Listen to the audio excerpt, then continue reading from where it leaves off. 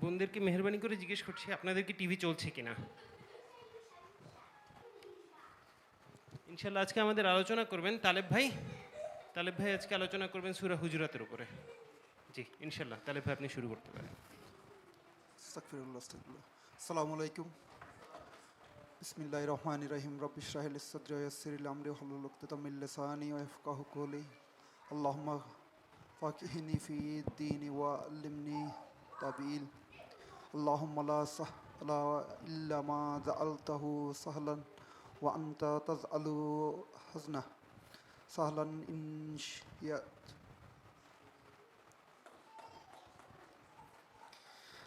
আল্লাহ সুবহানাহু ওয়া তাআলার কাছে লাখো শুকরিয়া, উনি আমাদের এরকম দিনই আলোচনায় বসার সুযোগ করে দিয়েছেন। তো আমরা প্রতি রবিবারের মতো আজকেও আমাদের এই হালাকাতে সবাই বুঝতে পারছে, এটার জন্য আল্লাহর কাছে লাখো শুকরিয়া। আজকে আমরা আলোচনার জন্য কোরআন করিমের সূরা হুজুরাতকে বেছে নিয়েছি। এই সূরা যখন আমার নজরে আসে তখন আসলে এটা ছিল আমার নিজেকে শুধরানোর জন্য এক বিশেষ হিকমত মহান রব্বুল আলামিনের পক্ষ থেকে। এবং আমার এই সূরা থেকে আমি যতটুকু জেনেছি তা আপনাদের সাথে আমি শেয়ার করব, যা আমার কাছে মনে হচ্ছে বর্তমান সমাজের প্রেক্ষাপটে আমাদের জন্য এক ভালো দিক নির্দেশিকা হিসেবে কাজ করবে আর কি। এবং সবার কাছে অনুরোধ থাকবে, আমার আলোচনার ফাঁকে যদি আপনাদের কারো কোনো সংযুক্তি, কোনো কোয়েশ্চেন যদি থাকে তাহলে আলোচনা শেষে ইনশাল্লাহ করার অনুরোধ থাকলো আর কি। আর আজকে আমার আলোচনার যে বিষয়বস্তুটা সেটা হলো সূরা হুজরাত। এবং এই সূরার হুজরাতের তাফসির আমি ইবনে কাসির থেকে নিয়ে একটু সংক্ষিপ্ত আকারে পেশ করার চেষ্টা করব। এবং এই সূরার 12তম আয়াতটাকে মেইন ফোকাস করব আর কি। এই ইবনে কাসিরের তাফসিরের পাশাপাশি বিভিন্ন শায়েখদের আলোচনাও আমি একটু সামারি নেওয়ার চেষ্টা করেছি। তো এই আলোচনা শুরুতে আসলে আমরা প্রথমে আলোচনা করব এই সূরা হুজরাতের নাজিলের প্রেক্ষাপট এবং তার সংক্ষিপ্ত পরিচিতি, তারপরে পর্যায়ক্রমে আয়াতগুলোর বর্ণনা কি। সূরা হুজরাত আসলে প্রথমে আলোচনা শুরু করছি সূরা হুজরাতের পরিচিতি দিয়ে। সূরা আল হুজরাতের অর্থ হলো কক্ষ, আরবি অর্থ হলো কক্ষ। এটি মদিনায় নবম হিজরিতে 630 খ্রিস্টাব্দে অবতীর্ণ হয়। সূরার ক্রম অনুসারে কোরআন পাকে এটা 39তম সূরা। আর এই সূরার আয়াত সংখ্যা 18 এবং পারার ক্রম সংখ্যা 26 এবং যার রুকুর আয়াত 2। এই সূরাতে আসলে মেইন ফোকাস করা হয়েছে আখলাক, নৈতিকতা, সম্মান, শিষ্টাচার ও মুসলিমের সমাজের শৃঙ্খলা। এই সূরা কিভাবে নাজিল হয়? নাজিলের প্রেক্ষাপটটা হলো বনু তামিম গোত্রের লোকেরা তাদের আমির নির্বাচন করার জন্য যখন রাসূল পাক সাল্লাল্লাহু আলাইহি ওয়াসাল্লামের কাছে আসেন, তখন এই আমির নির্বাচনের প্রেক্ষাপটে এই সূরাটি নাজিল হয়। যখন ওনারা আমির নির্বাচনের কাছে রাসূল পাক সাল্লাল্লাহু আলাইহি ওয়াসাল্লামের কাছে আসেন, তখন আমাদের দুই সম্মানিত সাহাবী হযরত আবু বকর রাদিয়াল্লাহু এবং হযরত উমর রাদিয়াল্লাহু আমিরের ক্ষেত্রে নাম প্রস্তাব করেন। দুজনকে প্রস্তাব করেন। হযরত আবু বকর রাদিয়াল্লাহু হযরত কাকা ইবনে মাবাত রাদিয়াল্লাহু এবং হযরত উমর রাদিয়াল্লাহু প্রস্তাব করেন আকরা ইবনে হারিস রাদিয়াল্লাহু। তো ওনারা যখন এই দুজনেই প্রস্তাব করেন, দুজনেরই যুক্তি ছিল কেন উনি যাকে চয়েস করছেন উনি বেটার হবেন। এবং হযরত আবু বকর রাদিয়াল্লাহু যুক্তি, তো এক পর্যায়ে ওনাদের যুক্তি দেওয়ার পিছনে একটা সময় ওনাদের ভয়েসটা একটু উচ্চ হয় আর কি, স্বাভাবিক ইচ্ছে। তখনই সাথে সাথে এই সূরাটা নাজিল হয় আর কি। কারণ হইল যে আমাদের রাসূল পাক সাল্লাল্লাহু আলাইহি ওয়াসাল্লাম ওই সময় সামনে উপস্থিত ছিল এবং ওনার সামনেই আমাদের দুইজন গুরুত্বপূর্ণ সাহাবী একটু উচ্চ স্বরে কথা বলছে, যেটা রাসূল পাক সাল্লাল্লাহু আলাইহি ওয়াসাল্লামের আদবের খেলাপ হয় আর কি। ওই প্রেক্ষিতে সূরাটি নাজিল হয়। তো এই সূরাতে আসলে বেসিক্যালি আমাদের মুসলমান সম্প্রদায়ের জন্য শিষ্টাচার, মানে কথাবার্তা কীভাবে নম্র ভদ্রভাবে বলা হয়, যেহেতু আমাদের আবু বকর রাদিয়াল্লাহু এবং উমর রাদিয়াল্লাহু দুজনেই আশরে মুবাশশারা জান্নাত সুসংবাদপ্রাপ্ত সাহাবী, ওনাদের আলোচনার প্রেক্ষিতে এই সূরাটা নাজিল হয়। তাইলে আমাদের আসলে এখানে শিষ্টাচারেরই একটা মানে কথাবার্তা কীভাবে বলতে হবে একটা মজলিসে, এই জিনিসটা আসে। তার মধ্যে এবং হজরত মোহাম্মদ সাল্লাহ ইসলামের উপর সম্মান প্রদর্শনের ব্যাপারটাও আসে। এবং এই সূরার এই ৪র্থ নম্বর আয়ের পর থেকে আমরা কোনো সংবাদ প্রকাশ এবং যাচাই বাছাই ছাড়া প্রচারের ক্ষেত্রে বিধিনিষেধের ব্যাপার আসে, এবং কোনো কারো ব্যাপারে মানহানি এবং সন্দেহ পোষণ করা কোনো মানুষ সম্পর্কে এবং গীবতের বিরুদ্ধে আদেশ আসে, এবং সর্বজনীন মুসলমান ভ্রাতৃত্বের কথা বলা হয়েছে আর কি। তো এই সূরার প্রথমে আমি যখন আয়াত সারসংক্ষেপ করব, প্রথমে করব 1 থেকে 3 নম্বর আয়াত। সো আমি এই পর্যায়ে আমি 1 থেকে 3 নম্বর আয়াতটা শুনবো। আলামিন ভাই এই ক্ষেত্রে আমাকে হেল্প করবেন আর কি। আসসালামু আলাইকুম। সো আমি সূরা হুজরাতের প্রথম আয়াত থেকে 3 নম্বর আয়াত পর্যন্ত তিলাওয়াত করব। আউযু বিল্লাহি মিনাশ শাইতানির রাজীম। বিসমিল্লাহির রহমানির রহিম। يا أيها الذين آمنوا لا تقدموا بين يدي الله ورسوله واتقوا الله إن الله سميع عليم. يا أيها الذين آمنوا لا ترفعوا أصواتكم فوق صوت النبي ولا تجهروا له بالقول كجهر بعضكم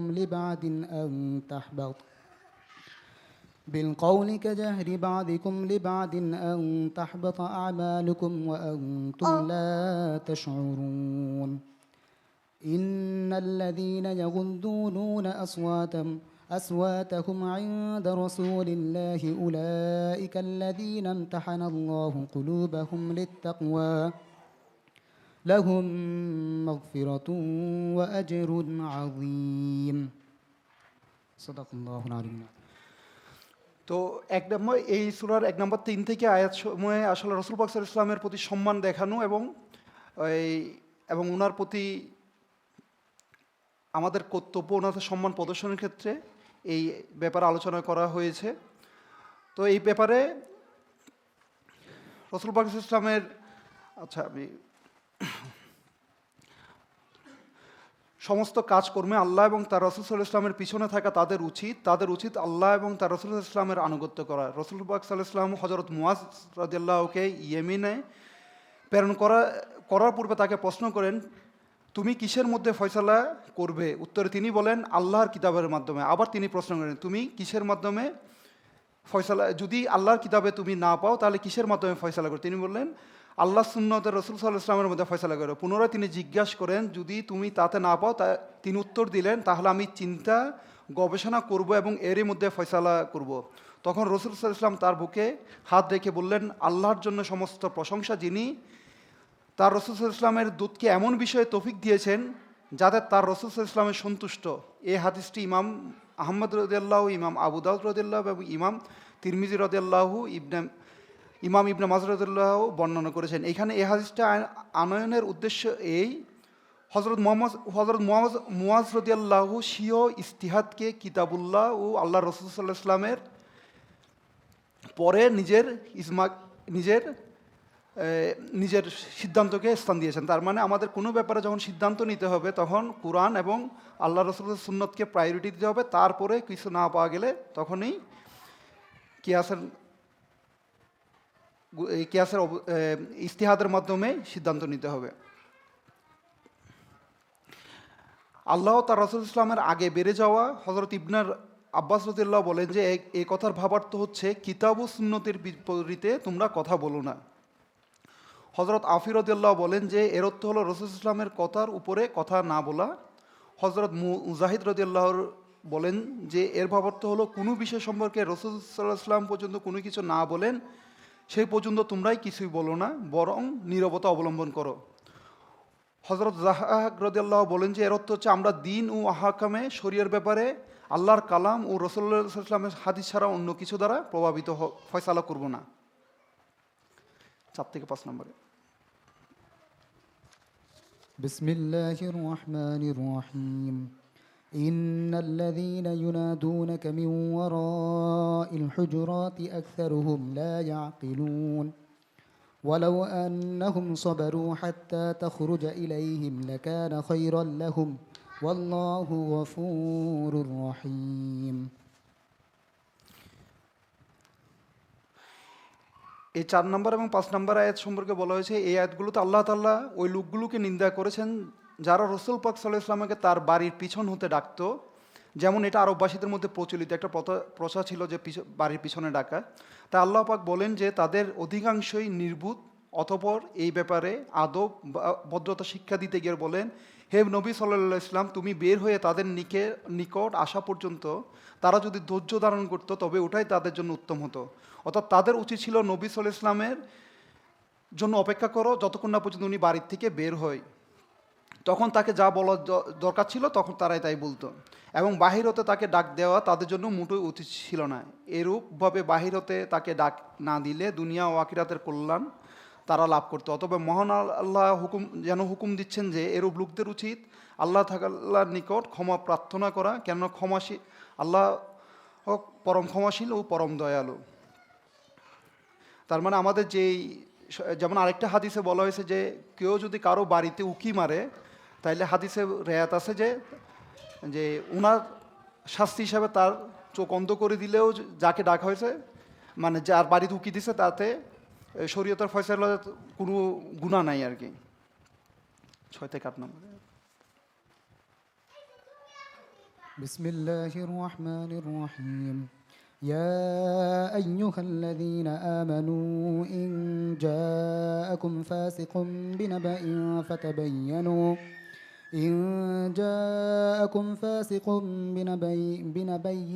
فتبينوا أن تصيبوا قوما بجهالة فتصبحوا على ما فعلتم نادمين.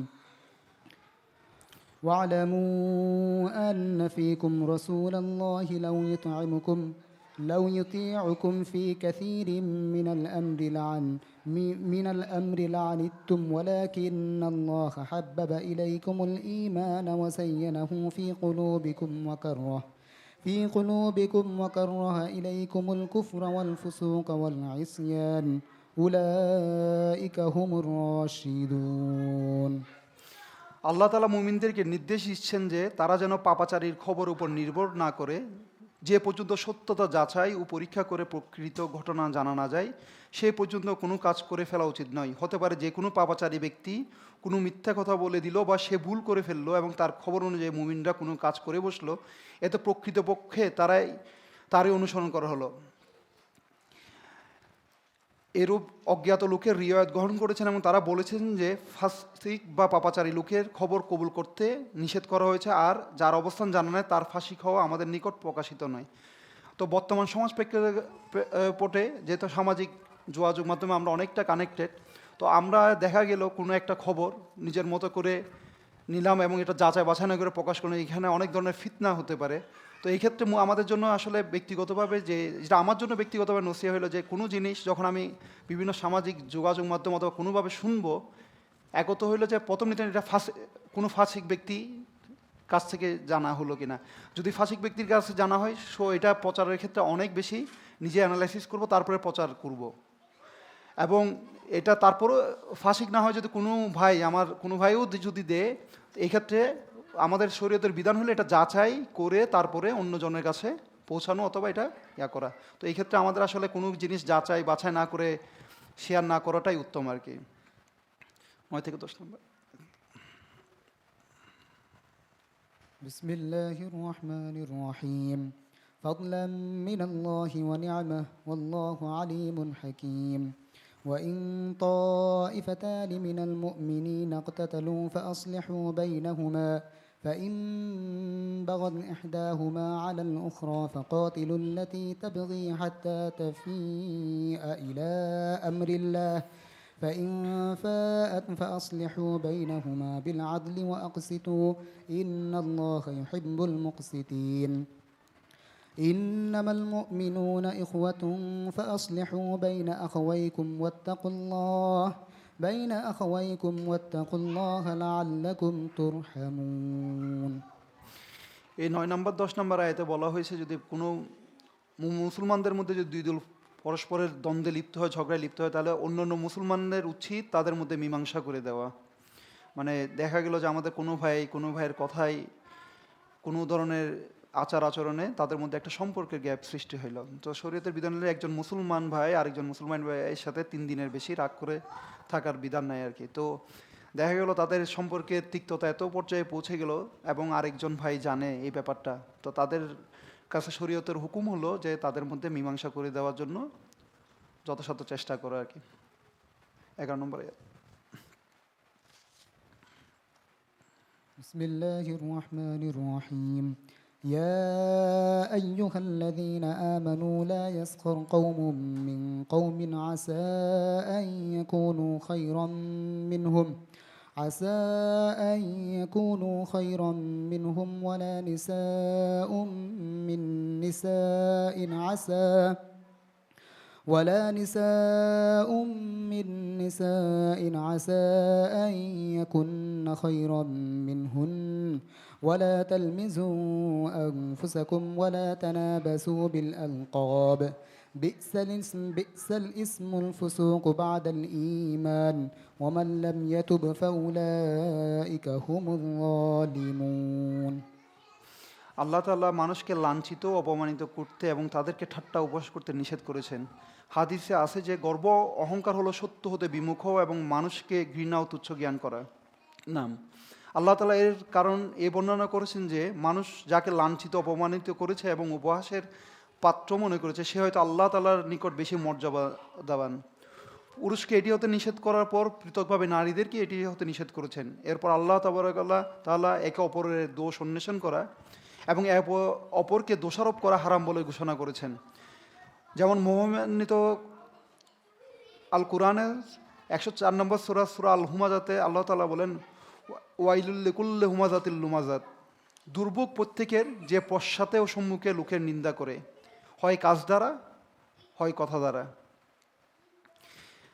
তারপরে কোরআন পাকে আরেক সূরা 68 নম্বর সূরা কালামের 11 নম্বর আয়াতে বলা আছে হাম্মাজিন মাসাইন বে নামিমিম, পশ্চাতে নিন্দাকারী যে একের কথা অপরকে লাগিয়ে বেড়ায়।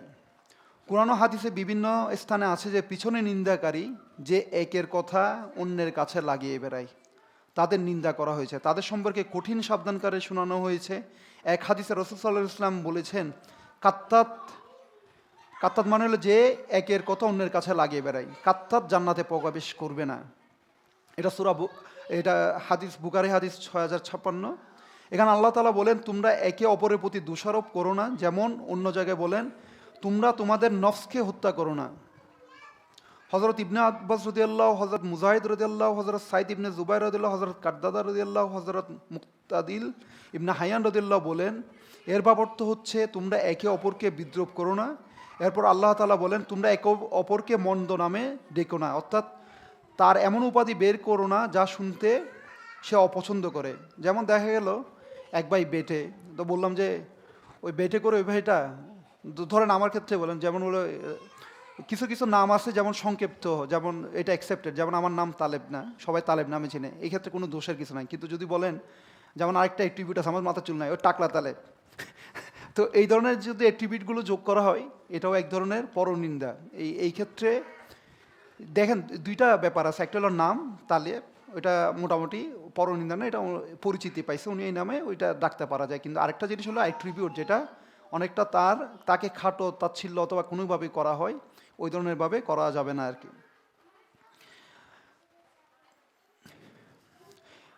মুসনাদ আহমদ রয়েছে যে এই হুকুম বানু সালমা গোত্রের ব্যাপারে অবতীর্ণ হয়। রাসূলুল্লাহ সাল্লাল্লাহু আলাইহি ওয়াসাল্লাম যখন মদিনা আগমন করেন তখন তখনকার প্রত্যেকের লোকের 2টি বা 3টি করে নাম ছিল।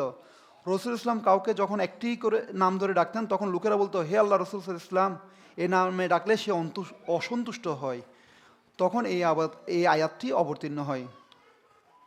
অতঃপর আল্লাহ তাআলা বলেন ঈমানের পরে মন্দ নামে ডাকা বড়ই গর্হিত কাজ, সুতরাং যারা এই ধরনের কাজ করতে নিবৃত না হয় তারাই জালিম, এবং জালিম লোক কখনো আল্লাহর শাফায়াত প্রাপ্ত হবে না, আল্লাহ রসুলের শাফায়াত প্রাপ্ত হবে না শেষ হাসরের ময়দানে। 12 নম্বর আয়াত। বিসমিল্লাহির রহমানির রহিম يا أيها الذين آمنوا اجتنبوا كثيرا من الظن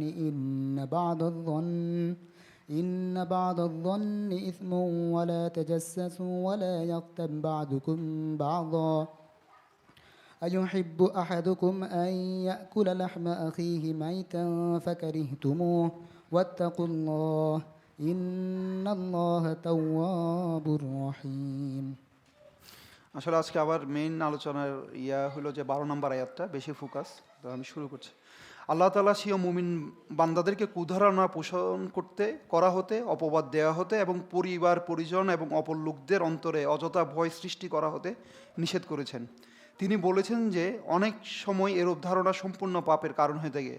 সুতরাং মানুষের এ ব্যাপারে সম্পূর্ণরূপে সাবধানতা অবলম্বন করা উচিত। আমিরুল মুমিনিন হযরত উমর ইবনে খাত্তাব রাদিয়াল্লাহু তাআলা বর্ণিত আছে যে তিনি বলেন, তোমরা মুসলমান ভাইয়ের মুখ হতে যে কলেমা বের হয় তুমি যথাসম্ভব ওনার প্রতি ভালো ধারণায় পোষণ করবে। হযরত আব্দুল্লাহ ইবনে উমর রাদিয়াল্লাহু তাআলা বর্ণিত, তিনি বলেন যে আমি নবী সাল্লাল্লাহু আলাইহি ওয়াসাল্লাম দেখেছি যে তিনি কাবা ঘরের তাওয়াফ করছেন এবং বলছেন, তুমি কত নাই পবিত্র ঘর, তোমার গন্ধ কত নাই উত্তম, তুমি কত নাই সম্মানিত, তুমি কত নাই মর্যাদা সম্পন্ন। যার হাতে মুহাম্মদ সাল্লাল্লাহু আলাইহি ওয়াসাল্লামের প্রাণ রয়েছে তার শপথ, মুমিনের মর্যাদা, তার জান ও মালের মর্যাদা এবং তার সম্পর্কে শুধুমাত্র এক ভালো ধারণা পোষণ করা হবে। এই হিসেবে তার মর্যাদা আল্লাহ তাআলার নিকট তোমার মর্যাদার চেয়েও বেশি বড়। এই হাদিসটি আবু আবদুল্লাহ ইবনে মাজাহ রাদিয়াল্লাহু বর্ণনা করেছেন। হযরত আবু হুরায়রা রাদিয়াল্লাহু হতে বর্ণিত আছে যে রাসূলুল্লাহ সাল্লাল্লাহু আলাইহি ওয়াসাল্লাম বলেছেন, তোমরা কুধারণা হতে বেঁচে থাকো। কুধারণা সবচেয়ে বড় মিথ্যা।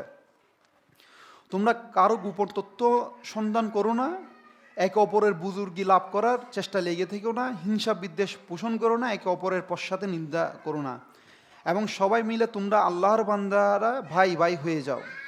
এই হাদিসটি ইমাম বুখারী রাদিয়াল্লাহু স্বীয় সহিহ গ্রন্থে বর্ণনা করেছেন। হযরত আনাস রাদিয়াল্লাহু হতে বর্ণিত আছে যে রাসূল পাক সাল্লাল্লাহু আলাইহি ওয়াসাল্লাম বলেছেন, তোমরা একে অপরের সাথে মত ও বিরোধ করো না, একে অপরের সাথে মেলামেশা পরিত্যাগ করো না, একে অপরের প্রতি হিংসা বিদ্বেষ পোষণ করো না, বরং আল্লাহর বান্দারা সবাই মিলে ভাই ভাই হয়ে যাও। কোনো মুসলমানদের জন্য এটা বৈধ নয় যে তারা মুসলমান ভাইয়ের সাথে 3 দিনের বেশি কথাবার্তা বলা ও মেলামেশা করা পরিত্যাগ করে। হাদিসটি ইমাম মুসলিম রাদিয়াল্লাহু, ইমাম তিরমিজি রাদিয়াল্লাহু বর্ণনা করেছেন এবং ইমাম তিরমিজি রাদিয়াল্লাহু এটাকে সহিহ বলেছেন। হযরত হারেসা ইবনে নুমান রাদিয়াল্লাহু হতে বর্ণিত আছে যে রাসূলুল্লাহ সাল্লাল্লাহু আলাইহি ওয়াসাল্লাম বলেছেন, 3টি অভ্যাস আমার উম্মতের মধ্যে অবশ্যই থাকবে। 1. লক্ষণ দেখে শুভ অশুভ নির্ণয় করা, 2. হিংসা করা এবং 3. কুধারণা পোষণ করা। 3টি অভ্যাস। 1 হলো লক্ষণ থেকে শুভ অশুভ নির্ণয় করা, 2 হিংসা করা, 3 কুধারণা পোষণ করা।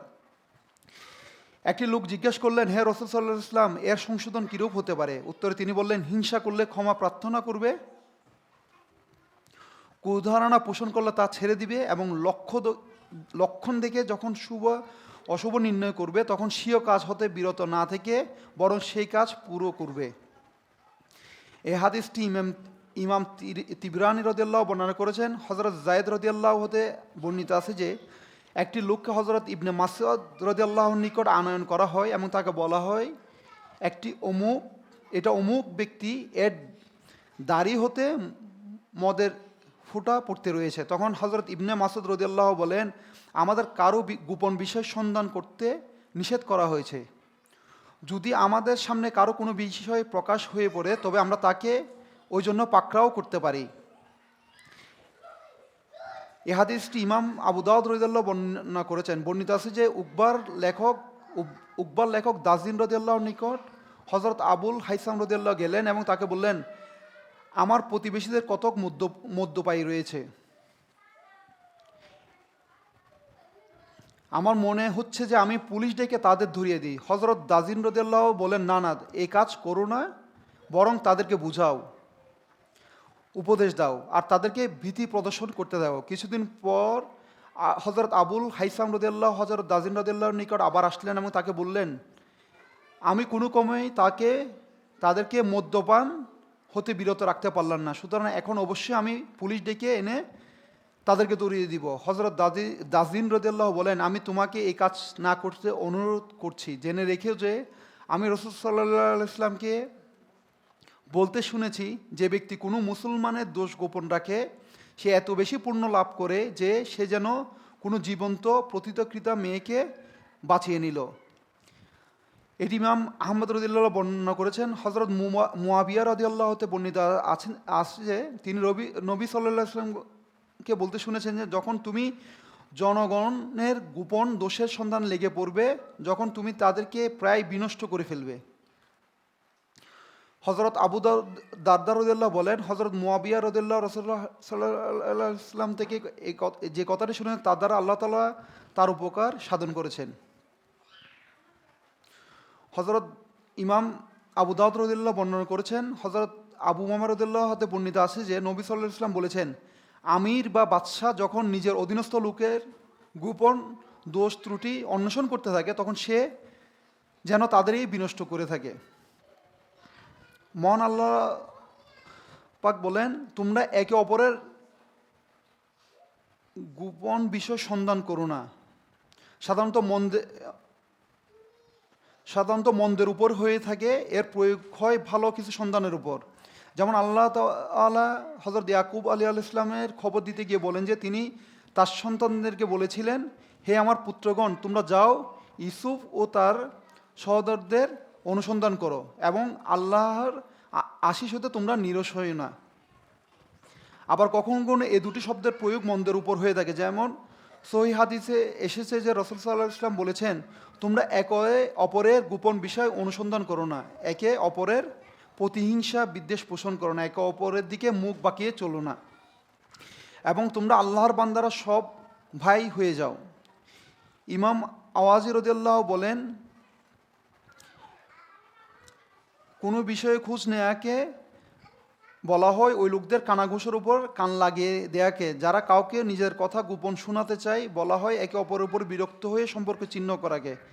অতঃপর আল্লাহ তাআলা গীবত করাকে নিষেধ করেছেন। হযরত আবু হুরায়রা বর্ণিত আছে যে রাসূল সাল্লাল্লাহু আলাইহি ওয়াসাল্লামকে জিজ্ঞেস করা হয়, হে আল্লাহর রাসূল সাল্লাল্লাহু আলাইহি ওয়াসাল্লাম, গীবত কি? উত্তরে তিনি বলেন, গীবত হলো এই যে তোমরা তোমার ওই ভাইয়ের অসাক্ষাতে তার সম্বন্ধে এমন কিছু আলোচনা করবে যা সে অপছন্দ করে। আবার প্রশ্ন করা হয়, তার সম্বন্ধে যা আলোচনা করা হয় তা যদি তার মধ্যে বাস্তবে থাকে? জবাবে তিনি বলেন, হ্যাঁ, গীবত তো ওইটাই যদি তা বাস্তবে ওই দোষ তার মধ্যে থাকে, আর যদি না থাকে তবে এটি অপবাদ।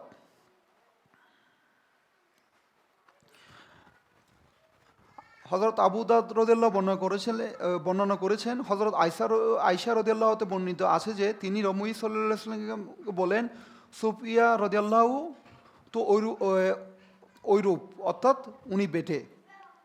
হযরত মুহাম্মদ সাল্লাল্লাহু আলাইহি ওয়াসাল্লাম তখন বলেন, তুমি এমন কথা বললে যে যদি তা সমুদ্রের পানিতে মিলানো যায় তবে সমুদ্রের সমস্ত পানিকে নষ্ট করে দিত। হযরত আয়েশা রাদিয়াল্লাহুর নিকট লোক সম্বন্ধে এই ধরনের কথা বললেন, আমি এটা শুনতে পছন্দ করি না, যদিও এতে আমার লাভ হয়। তার মানে রাসূল পাক হযরত আয়েশা রাদিয়াল্লাহু হযরত সুফিয়া রাদিয়াল্লাহু সম্পর্কে যে এই জিনিসটা বলেছেন এটা একটা অ্যাট্রিবিউট ছিল যেটা রাসূল পাক সাল্লাল্লাহু আলাইহি ওয়াসাল্লাম পছন্দ করেনি, এবং এটা একটা বললো যে এটা একটা গীবতের পর্যায়ে।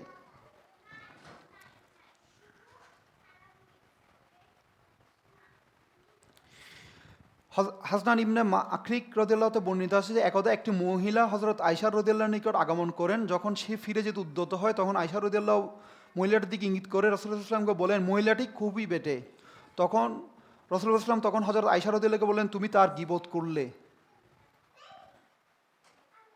মোট কথা গীবত হারাম বা অবৈধ, অর্থাৎ এর অবৈধতার উপর মুসলমানদের ইজমা রয়েছে। হ্যাঁ, তবে শরীয়তের যুক্তিটাই কারো এ ধরনের কথা আলোচনা করা গীবতের অন্তর্ভুক্ত নয়।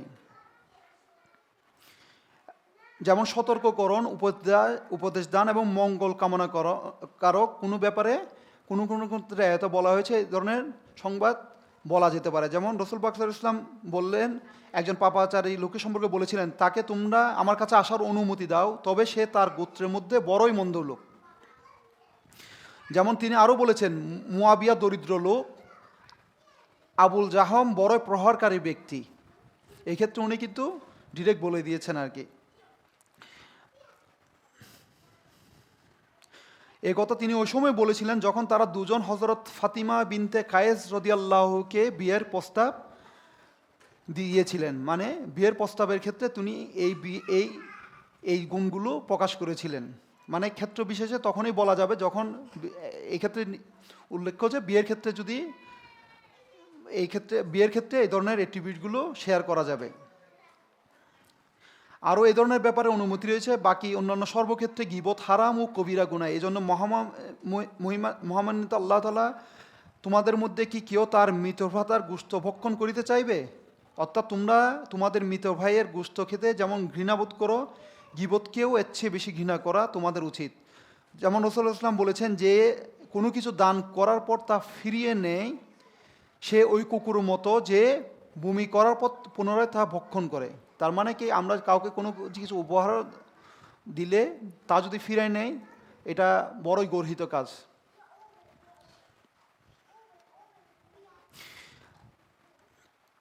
আরও বলেন, খারাপ দৃষ্টান্ত আমাদের জন্য সমীচীন নয়। বিদায় হজের ভাষণে রাসূল সাল্লাল্লাহু আলাইহি ওয়াসাল্লাম বলেছিলেন, তোমাদের রক্ত, তোমাদের সম্পদ এবং তোমাদের মান মর্যাদা এবং তোমাদের উপরেই এমনই পবিত্র যেমন তোমাদের নিকট এই দিনটি, এই মাসটি এবং এই শহরটি। হযরত আবু হুরায়রা রাদিয়াল্লাহু হতে বর্ণিত আছে যে রাসূলুল্লাহ সাল্লাল্লাহু আলাইহি ওয়াসাল্লাম বলেছেন, প্রত্যেক মুসলমানের মাল মান সম্মান এবং রক্ত হারাম। মানুষের মন্দ হওয়ার জন্য এতটুকুই যথেষ্ট যে সে তার মুসলমান ভাইকে ঘৃণা করবে। হযরত আবু বুরদার আল বালবি রাদিয়াল্লাহু আনহু বর্ণিত আছে যে তিনি বললেন যে রাসূলুল্লাহ সাল্লাল্লাহু আলাইহি ওয়াসাল্লাম বলেছেন, হে ওই লোকের দল যারা মুখে ঈমান এনেছো কিন্তু অন্তরে ঈমান রাখনি, তোমরা মুসলমানদের গীবত করে ছেড়ে দাও, তাদের গোপন দোষ অনুসন্ধান করো না।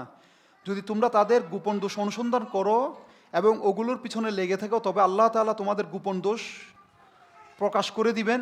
এমনকি তোমরা তোমাদের পরিবার পরিজনের কাছেও মন্দ লোক বলে বিবেচিত হবে এবং লজ্জিত হবে। মানে আমরা কারো দোষ অন্বেষণ করা এবং দোষ যদি প্রকাশ করি, একত শুধু লাঞ্ছনা বাইরে হবে না, ইভেন কি পরিবার পরিজনের এবং নিকট আত্মীয়ের কাছেও লাঞ্ছনা শিকার হতে হবে। হযরত বারা ইবনে আজিব রাদিয়াল্লাহু হতে বর্ণিত আছে যে রাসূলুল্লাহ ইসলাম একদা ভাষণ দান করেন যে পর্দানশীল মহিলাদের কর্ণকিহরেও পৌঁছে। এ ভাষণে তিনি আরও বর্ণনা করেন।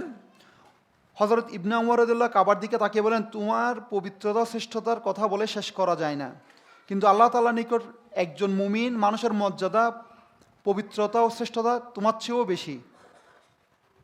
মানে একজন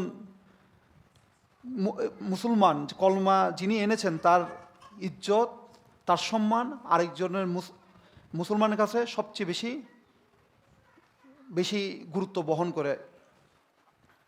নবী সাল্লাল্লাহু আলাইহি ওয়াসাল্লাম বলেছেন, যে ব্যক্তি কোনো মুসলমানের ক্ষতি সাধন করে এর বিনিময়ে এক গ্রাস খাদ্য লাভ করবে কিয়ামতের দিনে, তাকে আল্লাহ তাআলা জাহান্নাম হতে ওই পরিমাণ খাদ্য খাওয়াবেন। অনুরূপভাবে যে ব্যক্তি মহান মুসলমানের ক্ষতি সাধন করে এর বিনিময়ে পোশাক লাভ করবে, আল্লাহ তাআলা ওই পরিমাণ জাহান্নামে পোশাক পরাবেন। যে ব্যক্তি কোনো লোকের শ্রেষ্ঠ দেখাবার ও শোনাবার জন্য দাঁড়াবে, কিয়ামতের দিন আল্লাহ তাআলা তাকে দেখবা শুনবার জায়গায় দাঁড় করাবেন, মানে সম্মানিত করবেন। আর যদি কার সম্পর্কে যদি খারাপ কিছু করা হয়, তাহলে জাহান্নাম থেকে খাবার পরিবেশন করবে, জাহান্নামের কাপড় রোজ হাসরের দিনে পরিধান করানো হবে।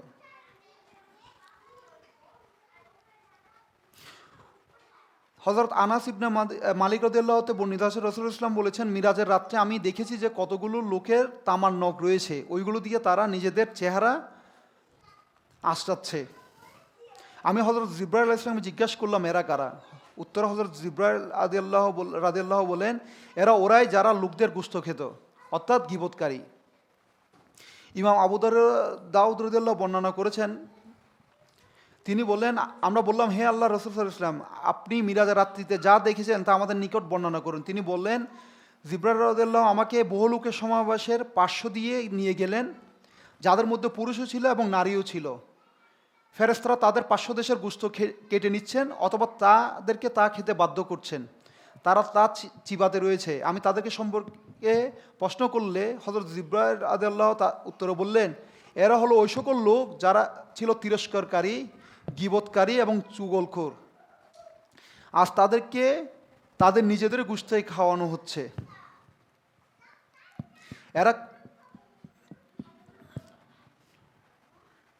এবং এ ব্যাপারে বনি ইসরায়েলেও সারসংক্ষেপ রয়েছে। সুতরাং সমস্ত প্রশংসা আল্লাহ তাআলার প্রাপ্য। হযরত আনাস রাদিয়াল্লাহু তাআলা বর্ণিত আছে যে একদা রাসূলুল্লাহ সাল্লাল্লাহু আলাইহি ওয়াসাল্লাম জনগণকে রোজা রাখার নির্দেশ দেন এবং বলেন, আমি না বলা পর্যন্ত কেউ ইফতার করো না। সন্ধ্যার সময় জনগণ এক এক করে আসতে থাকে এবং তার নিকট ইফতার করার অনুমতি প্রার্থনা করে। তিনি প্রত্যেককে অনুমতি দেন, তারা প্রত্যেকে ইফতার করে। ইতিমধ্যে একজন লোক এসে বলেন, হে আল্লাহ রাসূলুল্লাহ সাল্লাল্লাহু আলাইহি ওয়াসাল্লাম, দুজন স্ত্রী লোকও রোজা রেখেছিল যারা আপনার পরিবারের মহিলা, সুতরাং আপনি তাদেরকে ইফতারের অনুমতি করার অনুমতি দিন। রাসূলুল্লাহ সাল্লাল্লাহু আলাইহি ওয়াসাল্লাম বলেন, রাসূলুল্লাহ তখন লোকটির হতে মুখ ফিরিয়ে নিলেন। লোকটি দ্বিতীয়বার আবার জিজ্ঞেস করলো, তখন তিনি বলেন, তারা রোজা রাখেনি। যারা মানুষের গুস্ত খায় তারা কি রোজাদার হতে পারে?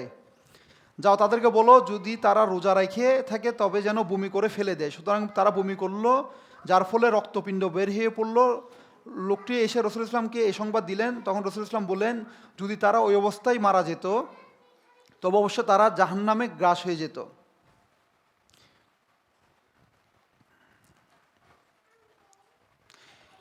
আরেক রিয়াতে বলা আছে যে লোকটি বলেছিল, হে আল্লাহ রাসূল ইসলাম, মহিলা দুটি অবস্থা রোজার কারণে খুবই শোচনীয় হয়ে গেছে, পিপাসায় তার অত্যন্ত কাতর হয়ে পড়েছিল। ওটি ছিল দুপুরবেলা। তখন রাসূল ইসলাম নীরব থাকলেন। লোকটি পুনরায় বলল, হে আল্লাহ রাসূল সাল্লাল্লাহু আলাইহি ওয়াসাল্লাম, মহিলাদের অবস্থা এমন হয়েছে যে অল্পক্ষণের মধ্যে হয়তো তারা মারা যাবে। তখন রাসূল ইসলাম বললেন, তাদেরকে ডেকে নিয়ে আসো। তারা আল্লাহ রাসূল ইসলাম তাদের একজনের সামনে দুধের একটি পেয়ালা রেখে বললেন, এত বমি করো। সে বমি করলে তারা মুখ দিয়ে পৌঁছ, জমাট রক্ত ইত্যাদি বের হয়ে আসলো। তাতে পেয়ালাটি অর্ধেক ভর্তি হলো। অপর মহিলাটির সামনে পেয়ালাটি রেখে তাকেও বমি করতে বললেন। সে বমি করলে তার মুখ দিয়েও উপরোক্ত জিনিসগুলো এবং গোস্তের টুকরা ইত্যাদি বের হয়ে গেল। তখন এমন পেয়ালাটি এসব জিনিস সম্পূর্ণ পূর্ণ হয়ে গেল। অতঃপর রাসূল ইসলাম বললেন, মহিলা দুটিকে তোমরা দেখো, তারা এমন জিনিস দ্বারা রোজা রেখেছিল যা আল্লাহ তাদের জন্য হালাল করেছেন। তারা মানে রোজা রেখেছে হালাল জিনিস দিয়ে। তারা এমন জিনিস দিয়ে ইফতার করেছেন যা আল্লাহ তাদের উপর হারাম করেছেন। তারা দুজনে বসে মানুষের গুস্ত খাচ্ছিল, অর্থাৎ তারা গীবত করছিল। হযরত আবু হুরায়রা রাদিয়াল্লাহু তাআলা বর্ণিত আছে যে হযরত মায়েস রাদিয়াল্লাহু রাসূলুল্লাহ ইসলামের নিকট এসে বললেন, হে আল্লাহ রাসূল ইসলাম, আমি বেবিচার করে ফেলেছি। রাসূলুল্লাহ তার দিকে মুখ ফিরিয়ে নিলেন। হযরত মায়েস রাদিয়াল্লাহু চারবার এই কথার পুনরাবৃত্তি করলেন। পঞ্চমবার রাসূল ইসলাম তাকে জিজ্ঞেস করলেন, তুমি কি সত্যিই বেবিচার করেছো? উত্তরে বললেন, জি হ্যাঁ। রাসূল ইসলাম পুনরায় তাকে বললেন, বেবিচার কাকে বলে তুমি কি জানো? জবাবে তিনি বললেন, হ্যাঁ, মানুষ তার হালাল স্ত্রীর সাথে যা করে আমি হারাম স্ত্রীর সাথে ঠিকই তাই করেছি। রাসূল ইসলাম প্রশ্ন করলেন, এখন তোমার উদ্দেশ্য কি? আমার উদ্দেশ্য এই যে আপনি আমাকে ওই গুনাহ হতে পবিত্র করবেন। জবাবে তিনি বললেন, তুমি কি তোমার গুপ্তাঙ্গকে এরূপভাবে প্রবেশ করেছিলে যেরূপভাবে শলাকা সুরমাদানির মধ্যে এবং কাষ্ঠ কুয়ার মধ্যে প্রবেশ করে? প্রশ্ন করলেন তিনি। উত্তরে বললেন, হে রাসূল ইসলাম, হ্যাঁ, এভাবেই তিনি উত্তর দিলেন। তখন রাসূল ইসলাম তাকে রজম করে তাকে অর্ধেক পুঁতে প্রস্তর নিক্ষেপে হত্যার নির্দেশ দেন এবং তাকে হত্যা করা হয়। আল্লাহ রাসূল ইসলাম দুটি লোককে পরস্পর বলা বলি করতে শুনলেন যে ওই লোকটি দেখে আল্লাহ তার ওই লোকটিকে দেখো, আল্লাহ তার দোষ গোপন করেছিল, কিন্তু সে নিজেকে ছাড়লো না, ফলে কুকুরের মতো তাকে প্রস্তর নিক্ষেপ করে হত্যা করে রইল। এই রজম করার পরে আর দুজন লোক এইটা নিয়ে বলা বলি করতেছে যে সে কুকুরের মতোই তার নিজের দোষ গোপন করলো এবং তাকে কুকুরের মতো জীবন দিতে হলো। রাসূল এই কথা শুনে চলতে লাগলেন। রাসূল কিছুক্ষণ পর তিনি দেখলেন যে পথে একটি মৃত গাধা পড়ে রয়েছে। তিনি বললেন, অমুক কোথায়? তিনি বললেন, তোমরা শহরে হতে অবতরণ করো এবং এই মৃত গাধার গোশত ভক্ষণ করো। তারা বলল, হে আল্লাহ রাসূল ইসলাম, আল্লাহ আমাদের ক্ষমা করুন, এটি কি খাওয়ার যোগ্য? উত্তর তিনি বললেন, তোমরা তোমাদের ভাইয়ের দোষ বর্ণনা করছিলে। মানে ওই দুইটা লোক যাকে রজম করা হয়েছিল তাদের গীবত করছিল, এই জন্য তাদেরকে এটি খাওয়ার জন্য বলছিল। তোমরা তোমাদের ভাইয়ের দোষ বর্ণনা করছিলে, এটি ওর চেয়েও জঘন্য ছিল। যার হাতে আমার প্রাণ রয়েছে তার শপথ, সে হযরত মায়েস রাদিয়াল্লাহু তো এখন জান্নাতের নদীতে সাঁতার করছে। মানে যাকে রজম করা হয়েছে সে অলরেডি জান্নাতে চলে গেছে।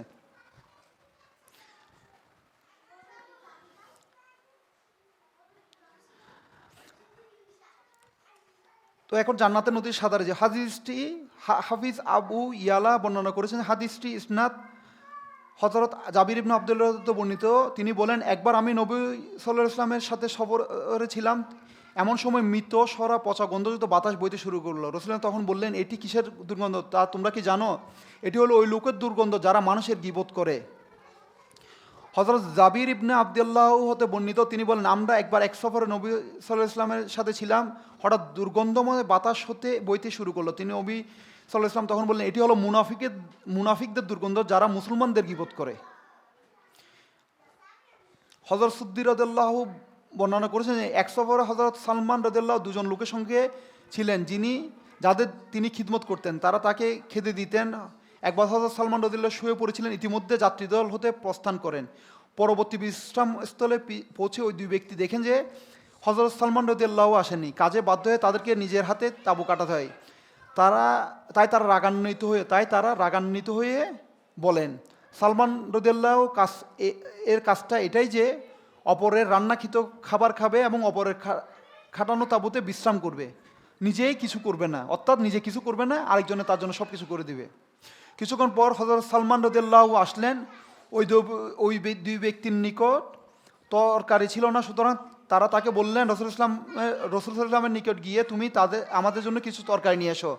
তিনি গেলেন এবং বললেন, হে আল্লাহ রাসূল ইসলাম, আমার সঙ্গীদ্বয় আমাকে আপনার নিকট পাঠিয়েছেন, যদি আপনার কাছে কিছু তরকারি থাকে তবে আমাদেরকে দিন। রাসূল ইসলাম বললেন, তারা তরকারি কি করবে, তারা তো তরকারি তো পেয়েই গেছে। হযরত সালমান রাদিয়াল্লাহু ফিরে গেলেন এবং সঙ্গীদের এই কথা বললেন। তারা উঠে তখন রাসূল ইসলামের নিকট হাজির হলেন এবং বললেন, হে আল্লাহ রাসূল ইসলাম, আমাদের কাছে তো তরকারি নেই, আপনি তো তা পাঠাননি। রাসূল ইসলাম তখন বললেন, তোমরা তো সালমান রাদিয়াল্লাহুর গুস্ত তরকারি খেয়েছো, যেহেতু তোমরা তার সম্পর্কে এরূপ কথা বলেছো, মানে ওনারা ওই সালমান রাদিয়াল্লাহু সম্পর্কে খুঁটা দিয়েছিল, মানে সালমান রাদিয়াল্লাহু কিছু করবে না, ওরা করে দিলে খাবে, এজন্যই বলছে যে তোমরা তো তার গোশত খেয়েছো, তোমাদের মানে তরকারি পাঠা দিয়েছে, যেহেতু গীবত করছে, ওই যে এই রেফারেন্সে বলছে আর কি।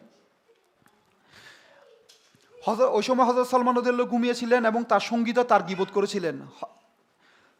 হাফিজ জিয়াউল মুকাদ্দাস রাদিয়াল্লাহু শিয়া মুক্তার নামক গ্রন্থে প্রায় এ ধরনের ঘটনা বর্ণনা করেছেন যে হযরত আবু বকর রাদিয়াল্লাহু, হযরত উমর রাদিয়াল্লাহুর ঘটনা, তাতে এও রয়েছে রাসূল সাল্লাল্লাহু আলাইহি ওয়াসাল্লাম তাদেরকে বলেন, তোমাদের ওই খাদেমের গোশত আমি তোমাদের দাঁতে লেগে থাকতে দেখেছি, তাদের গোলামটি তাদের খাদ্য রান্না করেই ঘুমিয়েছিল, এমন অবস্থায় তার সম্পর্কে তাদের শুধু এটুকু বলা বর্ণিত আছে যে এ তো দেখি খুবই ঘুমাতে পারে, মানে সে রান্নাবান্না করে ঘুমাই গেছে, তারা চাচ্ছে সেটা বলে এ তো খুব ঘুমাইতে পারে, মানে আরামপ্রিয়, এটাই একটা গীবত।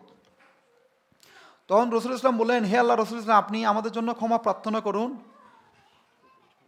তিনি তখন তাদেরকে বললেন, তোমাদের জন্য ক্ষমা প্রার্থনা করবে। হযরত আবু রাদিয়াল্লাহু বললেন, রাসূল ইসলাম বলেছেন, যে ব্যক্তি দুনিয়ায় তার ভাইয়ের গোশত খেয়েছে, কিয়ামতের দিন ওই গোশত তার সামনে আনয়ন করা হবে এবং তাকে বলা হবে, যেমন তুমি তার জীবিত অবস্থায় তার গোশত খেয়েছিলে, তেমনি এর মৃত অবস্থায় তার গোশত ভক্ষণ করা। তার মানে এই 12 নম্বর আয়াতে সবচেয়ে বেশি বলা হয়েছে যে, মনে করেন একজন ব্যক্তি যিনি রজম করে তাকে হত্যা করা হয়েছিল,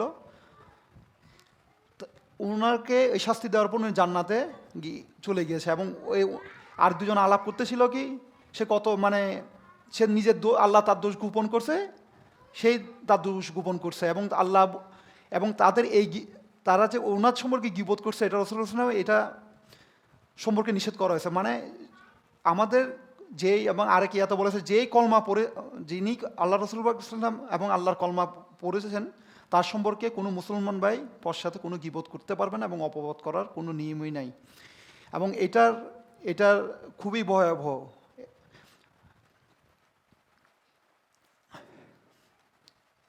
তেরো নম্বরে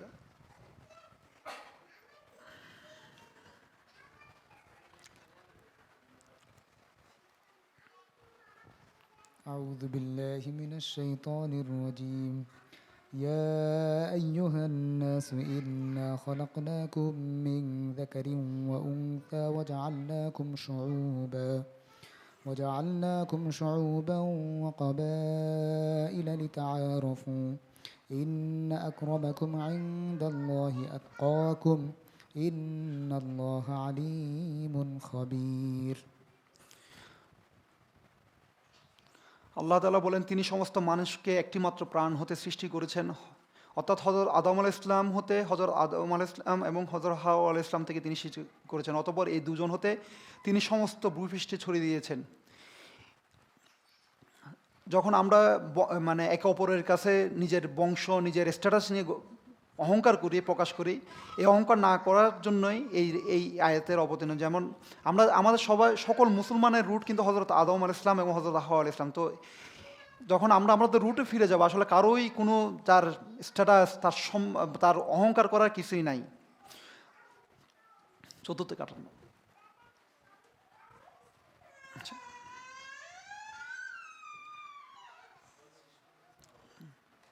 بسم الله الرحمن الرحيم.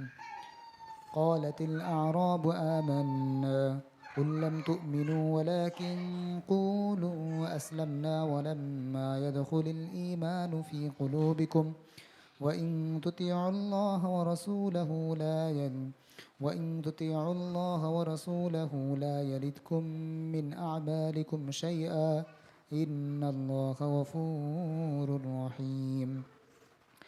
إنما المؤمنون الذين آمنوا بالله ورسوله ثم لم يرتابوا وجاهدوا بأموالهم وأنفسهم في سبيل الله أولئك هم الصادقون. قل أتعلمون الله بدينكم والله يعلم ما في السماوات وما في الأرض والله بكل شيء عليم. يمنون عليك أن أسلموا قل لا تمنوا علي إسلامكم بل الله يمن عليكم أن هداكم للإيمان إن كنتم صادقين. إن الله يعلم غيب السماوات والأرض والله بصير بما تعملون. তো 14 নম্বর থেকে 18 নম্বর আয়াতে আসলে যে বলা হয়েছে যে আমরা যেমন অনেকে বলে যে আমরা ঈমান আনছি, মুসলমান, এবং এটা নিয়ে বড়াই করি, এটা মানে না করার জন্য বলা হয়েছে। এবং এটা সার সংক্ষেপ যেটা তাফসিরে আসছে যে যেসব আরব বেদুইন ইসলামে দাখিল হওয়া মাত্রই বাড়িয়ে চাড়িয়ে নিজেদের ঈমান দাবি করতে শুরু করেছিল, অথচ প্রকৃতপক্ষে তাদের অন্তরে ঈমান দৃঢ় হয়নি, তাদেরকে আল্লাহ তাআলা এই দাবি করতে নিষেধ করেছেন। আল্লাহ তাআলা নবী সাল্লাল্লাহু আলাইহি ওয়াসাল্লামকে বলেছেন, হে নবী সাল্লাল্লাহু আলাইহি ওয়াসাল্লাম, তুমি তাদেরকে জানিয়ে দাও, যেহেতু ঈমান তাদের অন্তরে দৃঢ়ভাবে প্রবেশ করেনি, সেই হেতু তারা ঈমান এনেছে এই কথা যেন না বলে, এবং বরং যেন বলে যে তারা ইসলামের গণ্ডির মধ্যে এসেছে এবং নবী সাল্লাল্লাহু আলাইহি ওয়াসাল্লামের অনুগত হয়েছে। তো আমি এ পর্যায়ে মোটামুটি একটা সারমর্ম বলবো যে আসলে এখানে আমাদের মানে এই সূরাতে কিভাবে মানে কি বলতে চাইছে আর কি। তো প্রথম 1 থেকে 5 নম্বর আয়াতে মানে রাসূল পাক সাল্লাল্লাহু আলাইহি ওয়াসাল্লামের সম্মানের কথা বলা হয়েছে, এবং কোনো মজলিস এবং কোনো জায়গায় আমরা যদি কথা বলি খুব শান্তশিষ্টভাবে এবং নম্রভাবে কথা বলার কথা বলা হয়েছে। 6 নম্বর থেকে 8 নম্বর আয়াতে বলা হয়েছে যে আমরা যদি কোনোদিন কোনো রিউমার যদি যাচাই বাছাই ছাড়া কোনো ধরনের রিউমার প্রচার করার নিষেধ করা হয়েছে। এবং 9 থেকে 10 নম্বর আয়াতে বলা হয়েছে যে কোনো বিরোধ এবং কোনো ভাইয়ের মধ্যে যদি মীমাংসা করার যদি সুযোগ থাকে মীমাংসা করে দিতে বলা হয়েছে। এবং 11 নম্বর 12 নম্বর আয়াতে গোপন অনুসন্ধান, তারপরে আপনার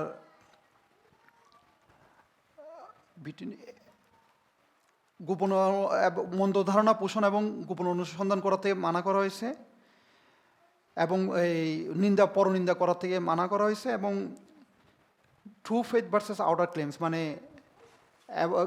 মানে বাড়িয়ে ইমানদার এই জিনিস প্রচার করতে নিষেধ করা হয়েছে, যেটা হলো 14 নম্বর 18 নম্বর আয়াতে। তো আপনারা দেখতে পাচ্ছেন বর্তমান সমাজে আমাদের আসলে এই সূরা হুজুরাতের নির্দেশনা কেমন উপযোগী। আমার কাছে মনে হচ্ছে এই সূরা হুজুরাত আমার জন্য একটা বড়ই শিক্ষা। এখানে অনেক কিছু আছে বর্তমান সমাজের প্রেক্ষাপটে। তো আমি যতটুকু জানতে পেরেছি তা আপনাদের মধ্যে শেয়ার করেছি।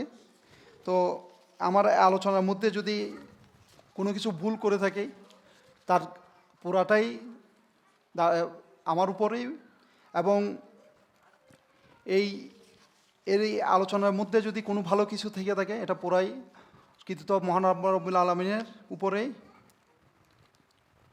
তো আজকের আলোচনা আমি এই পর্যায়ে শেষ করছি ইনশাল্লাহ। তো একটু বিসমিল্লাহির রহমানির রহিম। সুবহানাল্লাহি আল্লাহুম্মা ওয়া বিহামদিকা আশহাদু আল্লা ইলাহা ইল্লা আনতা আস্তাগফিরুকা ওয়া আতুবু ইলাইকা। আসসালামু আলাইকুম। আপনাদের কারো কোনো কিছু অ্যাড করা থাকলে অ্যাড করতে পারেন। আসলে আমি সূরা কাফসির থেকে সূরা হুজরাতের ইয়ার থেকেই মানে মেইন করার চেষ্টা করছি আর কি।